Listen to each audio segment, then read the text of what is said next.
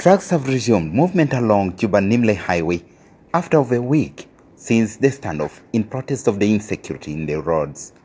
Over 190 on Saturday crossed into South Sudan after the government delegation arrived Nimule to urge the drivers to resume their operation.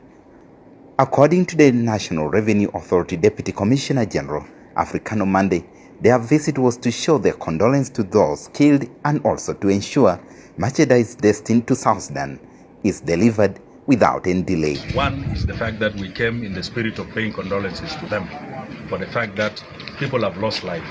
And we also reiterated clearly that we are not only paying condolences for the Ugandans who died, for the Kenyans who died, for the Eritreans or Somali who died, but also paying condolences for the South Sudanese men and women who also died along this road.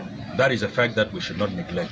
The same day that people were killed, South Sudanese died in big numbers. So we want to pay condolences to everybody, including the South Sudanese brothers and sisters, for the loss of lives along that line.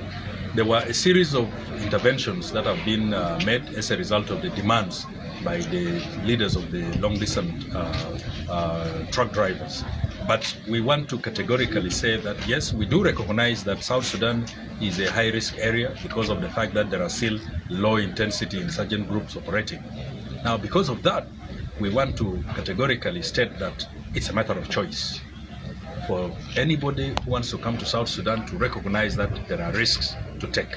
So such individuals must be insured comprehensively, and they must also insure their properties, because it's not within our mandate to start compensating. Otherwise, we will end up demanding that even the South Sudanese men and women, families who have lost their lives because of the insurgencies of the LRA that had crossed into the territory of South Sudan, should equally be compensated. So this particular meeting is a result of the meeting that we had yesterday, so that we are able to operationalize these particular intervention measures that we have put in place. The people you see here are responsible for providing security, for the provision of security here. And these are responsible officers, these are professional officers, these are well-trained officers. So I believe they will be able to discharge their duties to the best of their ability and to the best of their capacities. That does not preclude the fact that there may be still some problems here and there, but I believe not even the United States of America is in control of its territory 100%. There will still be some criminals, some bandits that will cause problems here and there, but from our part, our officers are capable, they will be able to do what they can do. So thank you very much. Lines of trucks that are now being escorted will move on a convoy. The issue of insecurity, according to the Deputy Commissioner General, is also being fueled by foreign elements which he suspects to be fully involved. That there are also foreign elements, people from Uganda, people from other countries who are equally involved in some of these terrorist attacks along the road. So we are condemning it strongly, and we want to see to it that these people are brought to books. So with this, I'm happy that my colleagues, all the senior leadership within the security agencies are here, and they are going to do whatever they can do within their capacity to ensure that our people are able to get the services and the goods that are supposed to be delivered to them, as well as providing protection for the long-distance drivers and all and their properties until they reach their destination. So thank you very much. After a long talk, the Uganda side, almost 4 days, we eventually reached the consensus last night.